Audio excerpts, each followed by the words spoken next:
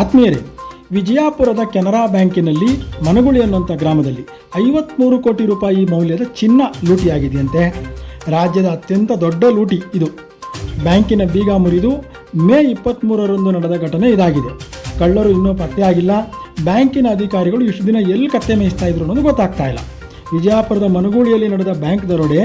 ಬ್ಯಾಂಕಿನ ಮುಖ್ಯ ಗೇಟಿಗೆ ಬಂದಂತಹ ದರೋಡೆಕೋರರು ಸೈರನ್ ಆಫ್ ಮಾಡಿದ್ರಂತೆ, ಚಿನ್ನ ಕಳ್ತನ ಮಾಡಿದ್ರಂತೆ, ನಕಲಿ ಕೀ ಬಳಸಿ ಲಾಕರ್ ತೆಗೆದಿದ್ರಂತೆ. ಹೆಂಗೆ ಬಂತು ಅವ್ರಿಗೆ ಇದೆಲ್ಲ? ಹಾಗಾದರೆ ಇಲ್ಲಿ ಸಿಬ್ಬಂದಿ ಅಥವಾ ಅಧಿಕಾರಿಗಳ ಕೈವಾಡ ಇರ್ಬೋದಾ? ಗೊತ್ತಾಗ್ತಾ ಇಲ್ಲ. ಆಗ 58 kg ಚಿನ್ನ, 5 ಲಕ್ಷ ಕ್ಯಾಶು ದರೋಡೆ ಮಾಡ್ಕೊಂಡು ಓಡೋಗ್ಬಿಟ್ಟಿದ್ದಾರೆ. CC ಕ್ಯಾಮ್ರಾ ಕೂಡ ಆಫ್ ಮಾಡಿದ್ರಂತೆ. ಇತ್ತೀಚಿನ ದಿನಗಳಲ್ಲಿ ಮಂಗಳೂರು, ನ್ಯಾಮತಿ, ಹುಬ್ಬಳ್ಳಿ, ದಾವಣಗೆರೆ, ಈಗ ಮನಗುಳಿ, ಮುಂದೆ ಇನ್ಯಾವ ಗೊತ್ತಿಲ್ಲ. ತನಿಖೆ ಆಗದೆ ಹೋದರೆ, ಸಮಗ್ರವಾದಂಥ ಕಠಿಣವಾದಂಥ ಕ್ರಮ ತಗೊಳ್ಳದೆ ಹೋದರೆ ಇನ್ನೂ ಏನಾದರೂ ಹಾಗೆ ಆಗುತ್ತೆ. ಈ ಸಂಬಂಧವಾಗಿ ಜಿಲ್ಲಾ SP ಲಕ್ಷ್ಮಣ್ ನಿಂಬರಗಿ ಸುದ್ದಿಗೋಷ್ಠಿ ನಡೆಸಿದ್ರು. ಅನುಮಾನಗಳ ಹುತ್ತ ಈ ದರೋಡೆ ಪ್ರಕರಣದಲ್ಲಿ ಜಾಸ್ತಿ ಇದೆ. ಈ ದರೋಡೆಕೋರನ್ನು ಹಿಡಿಯೋಕೆ 8 ತಂಡಗಳನ್ನು ರಚನೆ ಮಾಡಿದ್ದಾರೆ ಅಂತ ಹೇಳಿದ್ದಾರೆ. ಹೆಚ್ಚು ಕಮ್ಮಿ 60 ಕೋಟಿ ಚಿನ್ನ ದರೋಡೆ ಆಗಿದೆ. ಬ್ಯಾಂಕ್ ನೌಕರರ ವೇಷದಲ್ಲಿ ಬಂದಿದ್ರಂತೆ. ಹಾಗಂತ ಬ್ರಾಂಚ್ ಮ್ಯಾನೇಜರ್ ಕಂಪ್ಲೇಂಟ್ ಕೊಟ್ಟಿದ್ದಾರೆ. CC ಕ್ಯಾಮರಾದ NVR ಕೂಡ ಎತ್ಕೊಂಡು ಹೋಗ್ಬಿಟ್ಟಿದ್ದಾರೆ.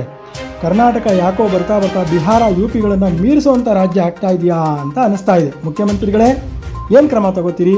ಗೃಹ ಮಂತ್ರಿಗಳೇ, ನೀವೇ ಸ್ವತಃ ಚಿನ್ನದ ಆರೋಪದಲ್ಲಿ ಸಿಕ್ಕಾಕೊಂಡಿದ್ದೀರಿ.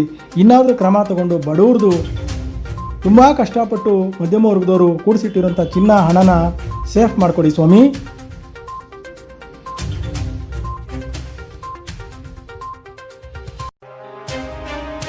ಪ್ರತಿದಿನ ಪ್ರತಿ ಕ್ಷಣ ACB ನ್ಯೂಸ್ ನಿಮ್ಮೊಂದಿಗೆ.